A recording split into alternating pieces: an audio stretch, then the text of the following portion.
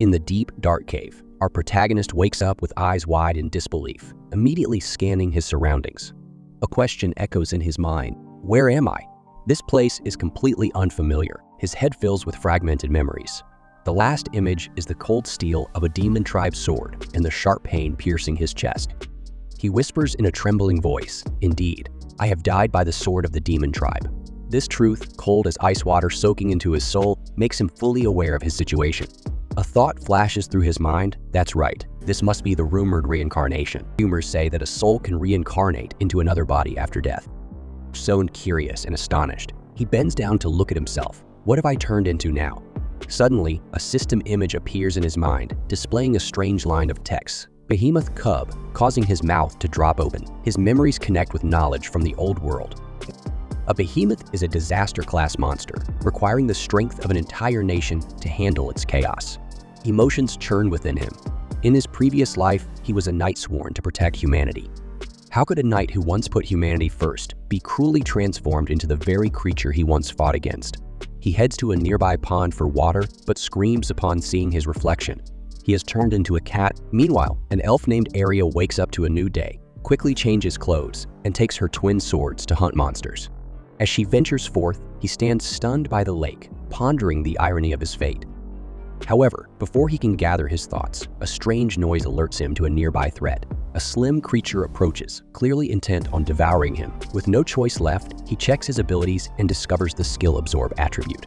He shouts rock howling, and a powerful sound wave transforms into a sharp stone spike that shoots at the creature, defeating it instantly. However, he soon faced another issue. He hadn't eaten or drunk anything since reincarnating. Overcome by hunger and thirst, he reluctantly tried eating monster meat. To his surprise, it tasted sweet, and consuming it allowed him to acquire the creature's skills. Excited by this discovery, he decided to store a slime for later use. Meanwhile, Arya navigated a labyrinth by boat, presenting her badge to gain entry and using a crystal to illuminate the dungeon's dark corridors. Back at the pond, he continued his efforts to adapt to his new form. He defeated a wyvern, gaining the ability to fly, and a C+ class minotaur, from which he acquired the skills Fireball and Ice. His streak of victories continued as he overcame a B-class golem, earning the Iron Body skill, and a C-class serpent, which granted him Poison Fangs.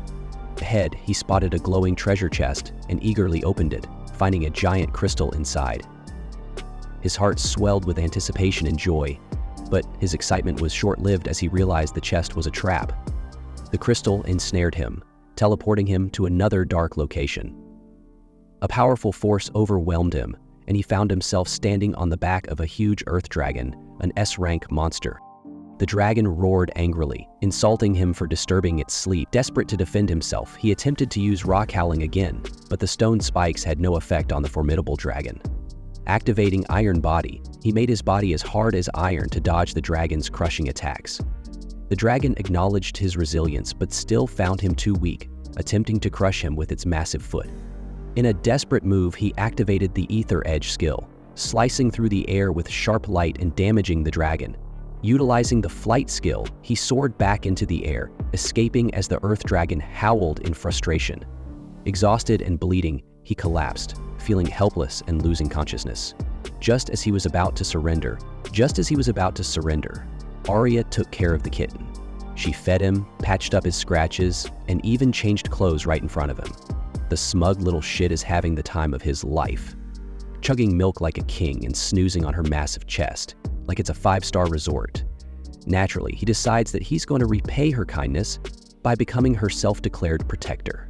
One day, Arya suits up for a mission, and the orange freeloading knight thinks, "Hell yeah, I'm coming too."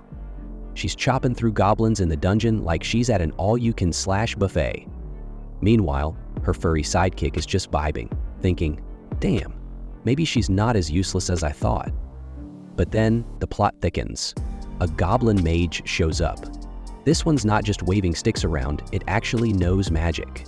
The little green shit hurls a fireball at Arya, who's caught completely off guard. Enter the kitten, ready to be the hero of his own story. He shoves her out of the way and goes full psycho mode, slashing the goblin's face with his tiny murder mittens until it's dead. Arya, stunned and probably wondering how her cat's cooler than most adventurers, lets him crash on her chest as a reward. Honestly, the cat's playing this life thing on cheat mode. Later, at the Adventurers Guild, things take a turn. Arya bumps into Kasman, a greasy red-haired creep who practically oozes bad vibes. He's all over her, begging her to join his party. When she shuts him down, again, the asshole tries to grab her ass. Big mistake. The kitten launches himself at Kasman's face like a furry missile of rage, biting and scratching like he's trying to peel the guy's skin off. Kasman freaks out and tries to swing at him, but Arnold, the guild leader, who looks like he moonlights as a stripper, steps in. Kasman scurries off humiliated, while the guild cheers like a bunch of drunk NPCs. Arya decides to officially adopt her tiny attack cat, naming him Tama. The name's ugly as hell, but Tama's too smug to care. Now Tama gets to chill around Arya without anyone raising an eyebrow. Meanwhile, Arya kept grinding out her daily quests, hoping to snag a promotion at the guild. The guild was its usual chaotic self, booze flowing, people laughing, and everyone too drunk to care about anything. Arya eventually made her way to the fields with Tama in tow. Instead of giving him the belly rubs he deserved, she decided to tickle him in ways only a slightly drunk person would think is funny. Tama let out a dramatic yowl, probably regretting every life choice that led him to this moment. Arya, drunk out of her mind, decides it's time for a bath, and because she has zero boundaries, she drags Tama in with her. The kitten, probably thinking, "What fresh hell is this?" eventually jumps in. As he floats toward her, assets, you can practically hear him thinking, "This is both the best and worst decision I've ever made." Arya starts pouring her heart out. She talks about her shitty childhood, how demons trashed her village, and how the legendary sword saint saved the day. That's the moment she decided to become a knight. Now, she's questioning if she's strong enough to live up to that dream. Tama, being the smart little furball he is, knew all about Alicia the sword saint. She wasn't just strong, she was the real deal, a legend. To comfort Arya, Tama rubs his face against hers, doing that magical cat thing that makes people feel better. It works. After a cozy bath, she heads out and the villagers greet her like she's royalty. Meanwhile, Tama is perched on her chest, clearly enjoying the free ride and basking in her popularity. At the guild, Arya meets up with Arnold, the twinkish guildmaster, who has some bad news. The creep from before, Kasman, had filed an official complaint against Tama. Why? Because the kitten shredded his already unfortunate face with those little paws of justice. Now Kasman, the poster boy for menace to society, demands that Tama be put down. Arya, desperate to save her beloved cat, gets on her knees and begs for mercy. But Kasman, the walking grease stain, has a plan. He proposes a duel to settle the matter. If he wins, Arya has to marry him. If she wins, she keeps Tama. Arya agrees without hesitation because, frankly, she'd rather die than let this clown harm her kitten. Arya doesn't even hesitate before agreeing to the fight, even though the odds are stacked against her. She's a D-rank adventurer going up against Kasman, a C-rank bully with a massive ego. Kasman, in all his cowardly glory, tries to save face by calling on the villagers to fight for Arya, so no one can accuse him of picking on someone weaker. Shockingly, or maybe not, the villagers want nothing to do with this mess and leave Arya hanging. Kasman smirks, thinking he's got an easy win. But oh, how wrong he is. Enter Tama, the tiny orange knight with a big attitude. Without a second thought, the kitten steps up to defend his master. Kasman, too dumb to realize he's signing his own humiliation slip, accepts Tama into the duel. The fight kicks off, and Kasman charges in, sword swinging, convinced he's got this in the bag. Arya, desperate to protect Tama, rushes at Kasman, but gets a solid kick to the stomach for her trouble. As she hits the ground, Kasman bursts into laughter, because nothing says big man like kicking someone who's clearly outmatched. Arya fights back with her knives, but Kasman dodges easily, throwing in a lame kitchen joke just to rub salt in the wound. Meanwhile, Tama watches his master struggle, knowing it's time to stop holding back.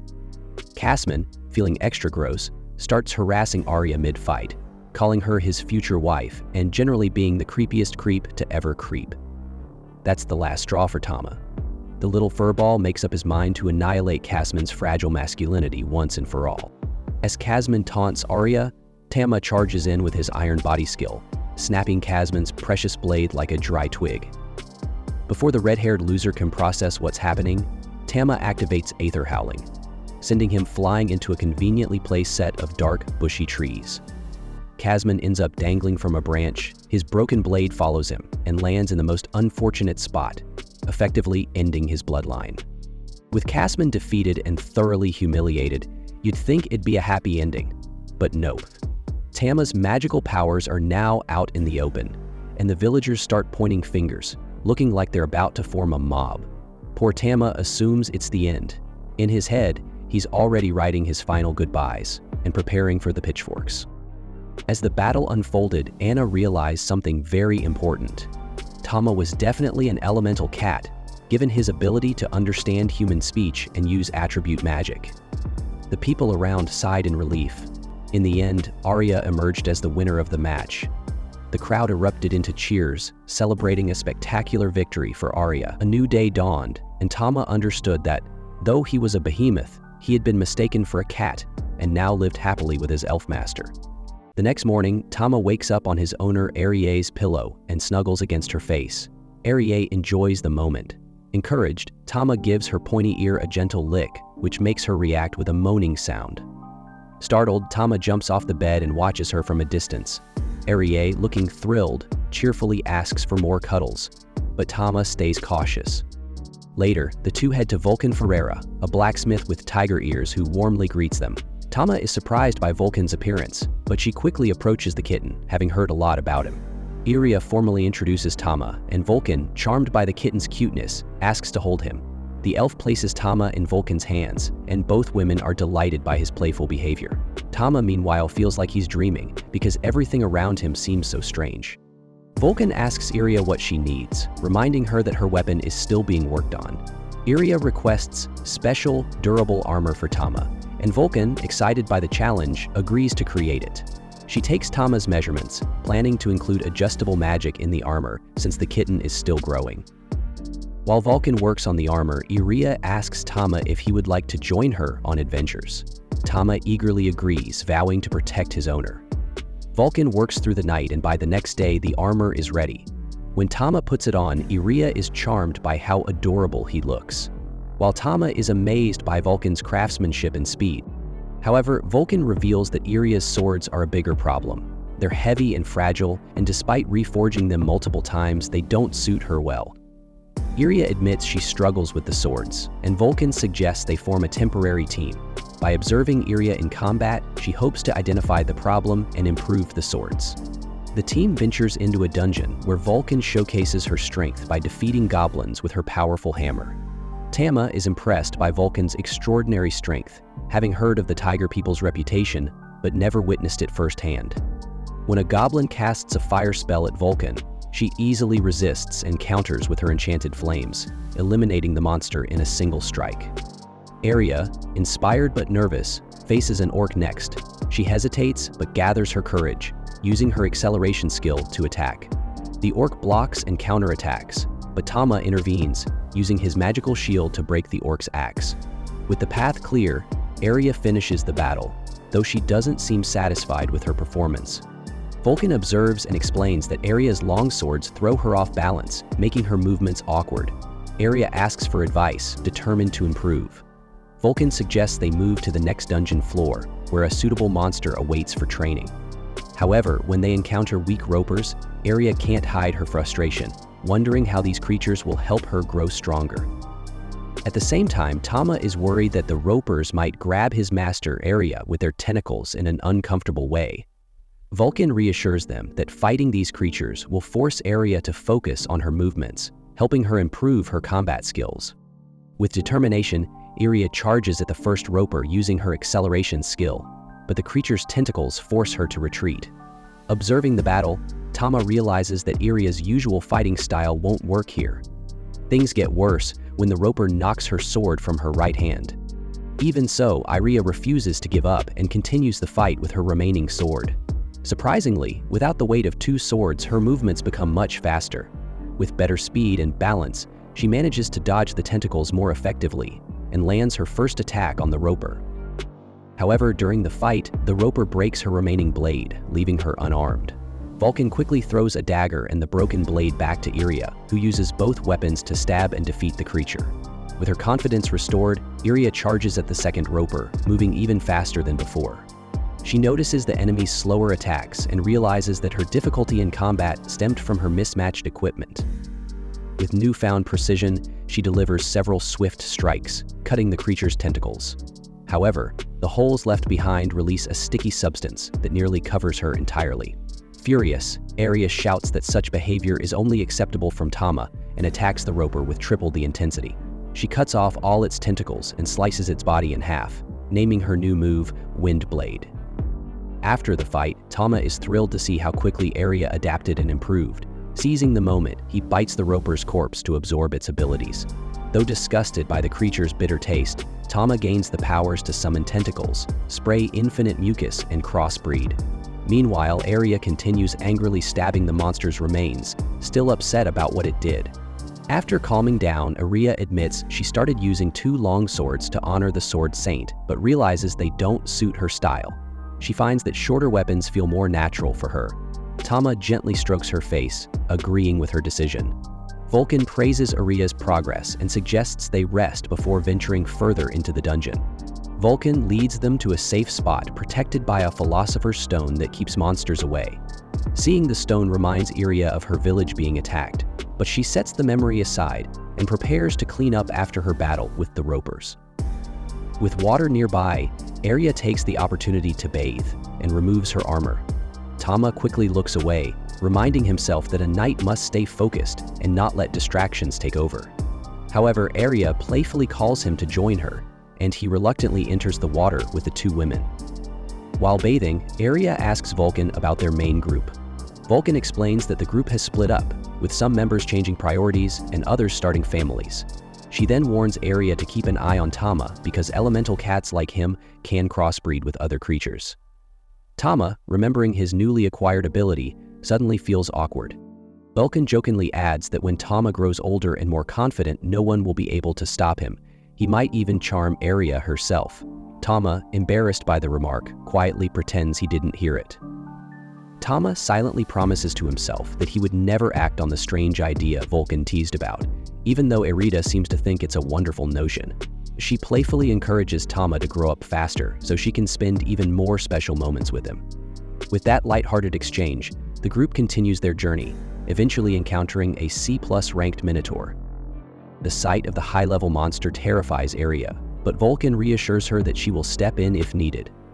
This fight, Vulcan declares, will be Iria's ultimate test. Gathering her courage, Iria accepts the challenge and charges at the Minotaur. Confident in her skills, she uses her Windblade technique, but the attack barely scratches the powerful monster. Realizing the situation is worse than expected, Vulcan steps in with her hammer, but the Minotaur skillfully blocks her attack with its shield.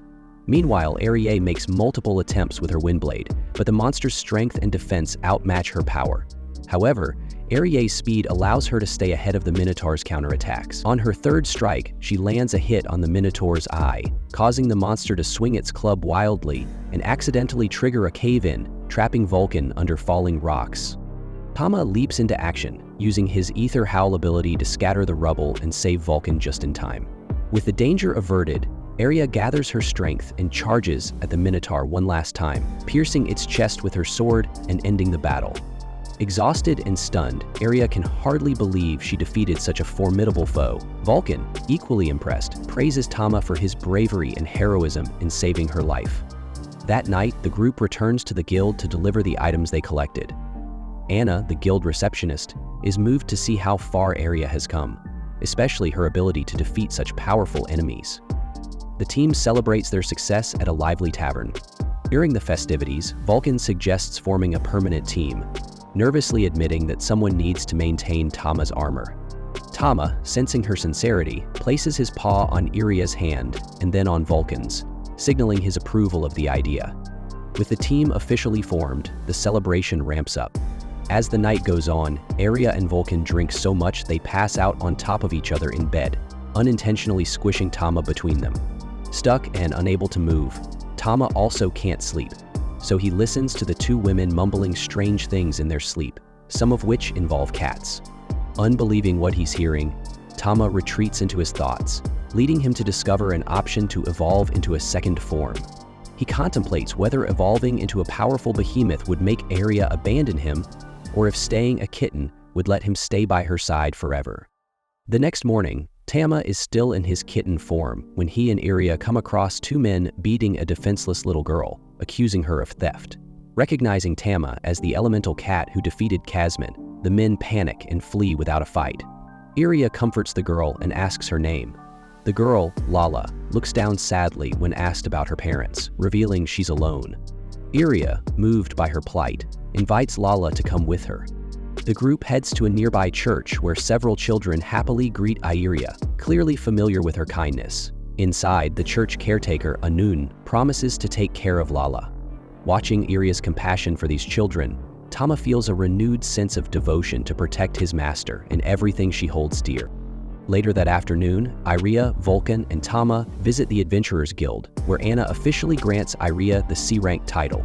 However, the celebratory moment is dampened when Anna shares troubling news about the city of Leonard. She explains that many people have recently gone missing, believed to be the work of demons, and none of them have ever returned. Hearing this, Aria grows serious and asks Anna for all the details about the case.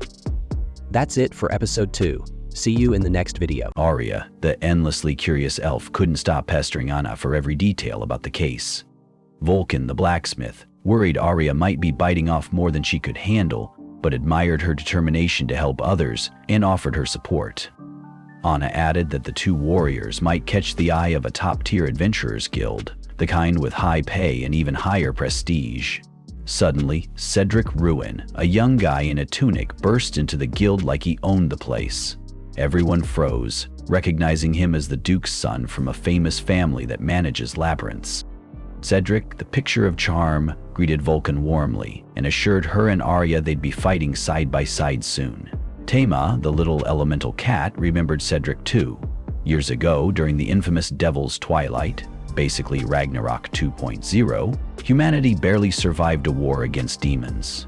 A ridiculously overpowered kid known as the Grand Mage had saved the day, vaporizing hordes of demons. That kid, Aria, ever the gossip, asked if they were a couple. Vulcan, with a knowing smirk, confirmed it, leaving Tama utterly confused. Back at their base, Tama noticed Aria looked anxious. The stakes were high. They'd soon be heading out to face serious dangers. Trying to cheer her up, Tama licked her face. Aria, thinking it was sweet, kissed him back. Tama was completely flustered, but decided not to dwell on it. The team hit the road and met their new allies. Danny, the silver-hailed swordsman. Howard, a humanoid monster. Keeney, the fiery redhead. And Marietta, another warrior. Aria introduced Tama, who became an instant hit. Keeney and Marietta couldn't get enough of him, treating him like a living plush toy. But the fun didn't last. Their carriage. That night, the group reached the village of Leonard, where the locals explained their plight.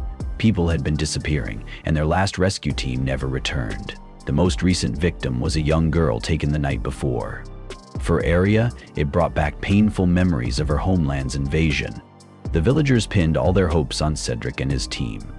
Aria, the nosy elf, couldn't help herself and started prying into everyone's backstories, asking why they became knights.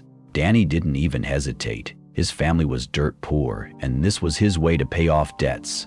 Howard, the humanoid, had a similar story. Keeney? She needed the money to cover medical bills for her sick sisters. And Marietta joined to free her dad from slavery. And Marietta? Tama, the little bath time. The girls went to their side of the springs while the guys hung back, but soon some suspicious noises from the women's bath caught the boys' attention.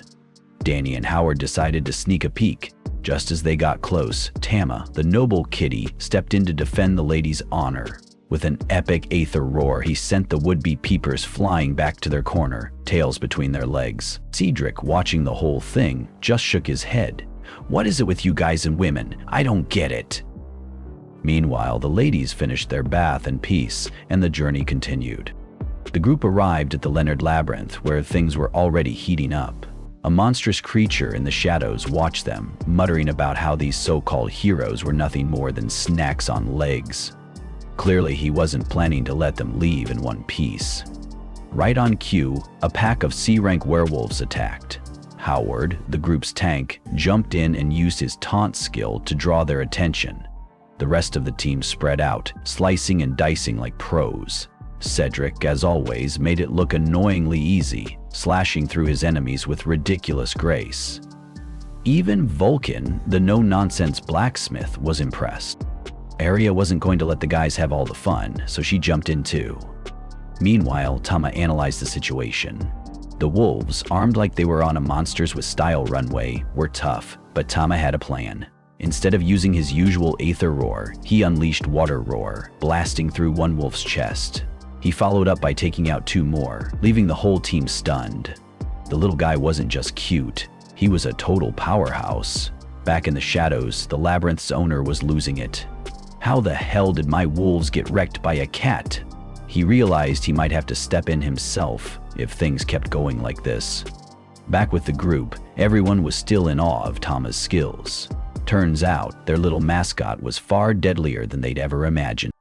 Arya couldn't stop praising Tama's strength. She even joked about wanting to be overpowered by him. Tama didn't know what to make of it, but figured it was best to ignore her and focus. She was still his master after all. The group moved into a room that felt heavy and unsettling. Everyone stopped as Cedric suggested caution. That's when Beryl Astaroth appeared, a demon who had survived the Ragnarok War.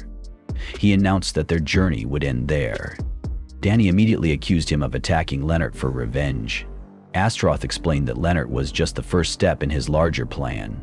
Then, to no one's surprise, he summoned a group of trolls to attack. Cedric gave the order to spread out, but Astaroth quickly created a magical wall, cutting Tama off from the group. One of the trolls charged at Tama, but he fought back and tore its arm off. Unfortunately, the arm grew back almost instantly. Frustrated, Tama kept fighting as more trolls closed in around him. Cedric decided to handle things himself. He drew his sword, which radiated dark magic, and sliced two trolls in half with ease. Astaroth recognized the magic and muttered that it was the same power used by the legendary Grand Mage. Cedric didn't respond, but the smirk on his face said it all. Meanwhile, Tama was struggling. He tried using Stone Roar, but it barely affected the trolls. He thought about evolving into a more powerful form, but decided against it. It would mean giving up being Arya's trusted companion. Instead, he used Flame Roar, burning the trolls so badly that even their regeneration couldn't keep up. Tama managed to defeat them all. Astaroth, furious that his trolls were defeated by a cat, decided to intervene. Before he could attack, Vulcan hit him with her hammer. He dodged, only for Arya to strike at him next. Astaroth blocked her attack and mocked their teamwork. Vulcan swung again, creating a cloud of dust that blinded him just long enough for Arya to use acceleration and stab him in the chest. At first, Astaroth seemed unfazed, but then the blade started glowing, amplifying the damage. He made one last desperate attack, hitting Arya with his dagger before falling. The team rushed to Arya, and Tama suspected she had been poisoned. Astaroth, before turning to stone, laughed and said, "She won't be the only one. Humanity's days are numbered." The team confirmed their fears when Cedric identified the poison as dragon poison, the deadliest kind. Howard used his shield to slow its spread, but they needed help fast. Back in Leonard, the doctor told them Arya had less than 2 days to live unless they got an Earth Dragon's eye. The group wanted to hunt the dragon, but Cedric explained they didn't have enough time. As Arya cried out in pain, Tama couldn't stand by anymore. He ran out the window, determined to save her. Flying through the night, Tama thought about how Arya had once saved him. Now, it was his turn. Tama returned to the ruins where he was reincarnated. The Earth Dragon he had faced before was waiting.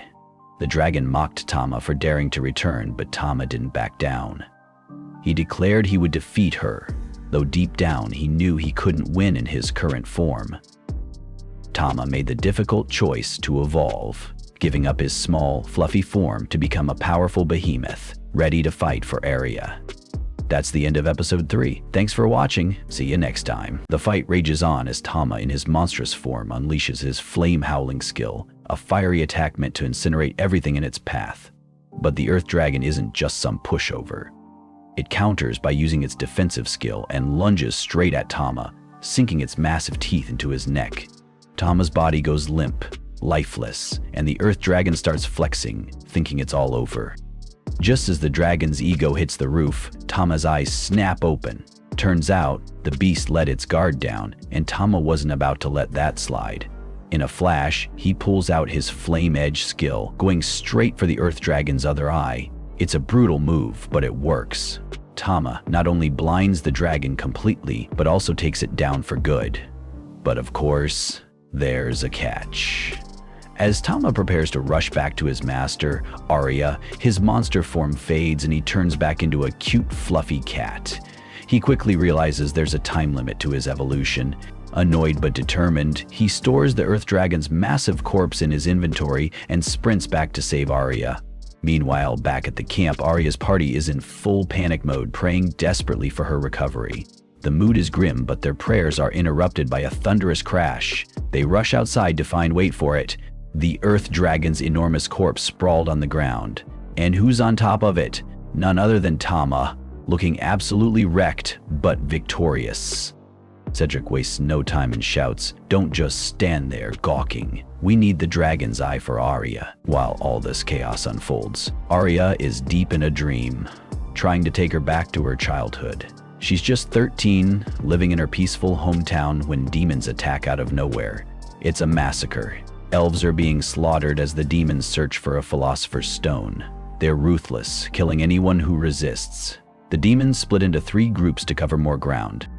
In the middle of this carnage, young Arya tries to escape, but her luck runs out. She runs straight into the demons. They demand to know the location of the philosopher's stone.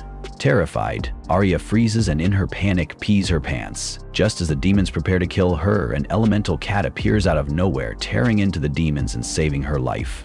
Ever since that moment, Arya's had a soft spot for cats. Arya suddenly wakes up from her dream, and the first thing she sees is Tama sitting right beside her, looking smug and slightly injured.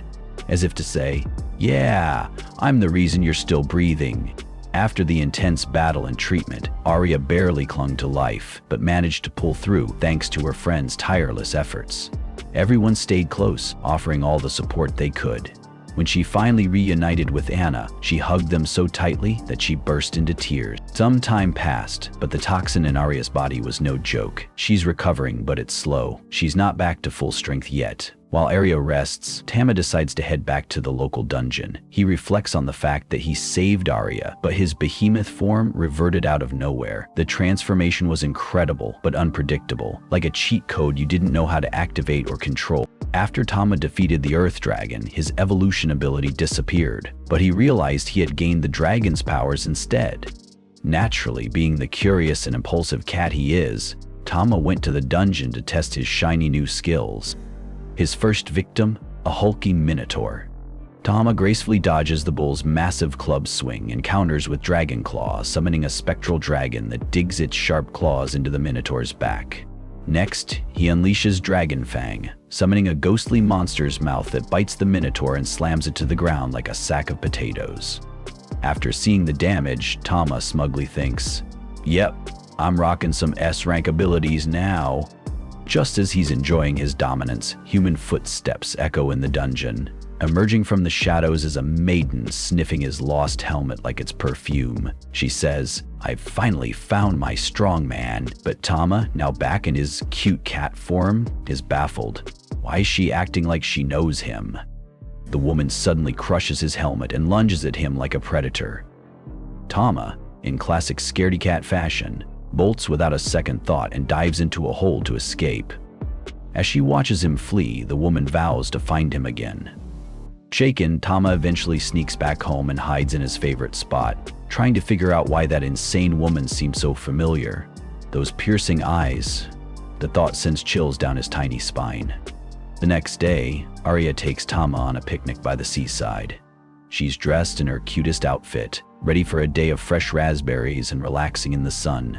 As they settle on the grass, Arya brings up her recovery, recalling how she heard about the Earth Dragon's corpse and how Tama was found injured beside it. For a moment, she wonders if her little kitty was the one who defeated the creature, but then she laughs it off, dismissing the idea. Instead, she lies on the grass, lamenting how she always seems to need saving. whether it's Vulcan, Cedric's group, or even Tama. Arya then recalls the demon attack on her homeland when she was young. She remembers how her people were slaughtered and the elemental cat that protected her was attacked. But before the demons could finish the job, the legendary Sword Saint arrived and wiped them all out single-handedly. That day inspired Arya to become a warrior herself. Years later, she left her village, vowing to be strong enough to protect the weak. But reality hasn't been so kind. Feeling emotional, she starts tearing up. Sensing her sadness, Tama rubs against her arm to cheer her up. Arya imagines he's trying to say, "You're stronger than you think, master." After the picnic, they visit Vulcan's workshop to pick up a new batch of equipment. Thanks to the fortune Arya earned from defeating Astaroth and selling loot from his trolls, she commissions lightweight yet durable weapons and armor made from orichalcum. When she tries on her new gear, she's impressed by its perfect balance of strength and mobility. Later, the trio sets off on a boat to the dungeon. Mid-journey, Tama uses the blessing of the Lion King, granting everyone resistance to fire and ice while making their bodies lighter. Arya is convinced that Tama, her ever-reliable kitty, is genuinely worried about her recovery. He's doing everything he can to keep her in top shape, even if it means risking his own 9 lives. During their expedition, the team encounters a goblin blocking their path. Without hesitating, Arya rushes forward, slicing through the goblin so fast it doesn't even realize it's lost its head. Pleased with her swift victory, she praises her new gear, courtesy of Vulcan, and the buffs Tama provided. But before she can bask in her glory, that crazy woman who chased Tama the day before appears again. She laughs wickedly, claiming that it's destiny for her and Tama to be together. Arya, trying to make sense of this madness, asks if the woman is an adventurer from Ruin. Vulcan takes one look at her outfit, more like a fashion disaster than adventurer gear, and doubts it. The woman smirks and says she was born from the shadows and doesn't know anything about Ruin or even her own name. Vulcan scratches his head and mutters that she's probably got amnesia, or just lost her marbles. But then the woman goes full crazy mode, declaring, with zero shame, that she wants Tama to father her offspring. Vulcan almost chokes on air while Arya calmly replies, "He's just a kitten, lady, he's not even capable of that." Tama, horrified, hides in the safety of Arya's melons, prompting the mad woman to realize the cat already has an owner. She's clearly frustrated, but Arya, in her endless kindness, offers the woman shelter. She reasons that leaving her out here would make her an easy target for slavers. The mad woman perks up and asks if she can stay with Tama. Arya, hesitant but fair, agrees and promises Tama she won't let the woman hurt him. Though uneasy, Tama trusts his master's judgment. On their way home, Vulcan asks the woman what she'd like to be called. She shrugs, saying it doesn't matter. Inspired by the stars, Arya names her Stella, a word that means beauty in her homeland. Surprisingly, Stella loves it and adopts the name. Later that night, Tama wakes up to Stella's voice in his head, relieved that she can finally talk to him directly. She claims she knows Tama can speak human language because she heard him when he killed her. Tama is baffled. How is she alive? Stella, offended, reminds him they've met twice in the labyrinth. That's when it hits him. Stella is the Earth Dragon. Stella recounts her story. She was born in the dungeon, never needing anyone to tell her she was a powerful, high-ranking creature. For years, she crushed weaker monsters, thinking no one could ever match her, until Tama defeated her. Thanks to her ancient resurrection ability, she was reborn as a human in the same labyrinth, found the gear of a fallen warrior, and began searching for her conqueror. Tama, now wary, wonders if Stella wants revenge, but she surprises him, explaining she's not here to fight. She's in a state of submission to her victor. In fact, she's never felt this way before, falling for someone strong enough to defeat her. Stella then lunges at Tama, clearly hoping for a closer connection, but Arya intercepts, grabbing Tama and protecting him. Stella, flustered, retreats, but not before telepathically telling Tama she loves him and will wait for him. Tama looks at Stella as she disappears into the night, thinking to himself, she might look human, but she's all dragon inside. He realizes they've brought a real monster into their home, and things are about to get a lot more complicated. That's all for this episode. Thanks for watching, and I'll see you in the next one.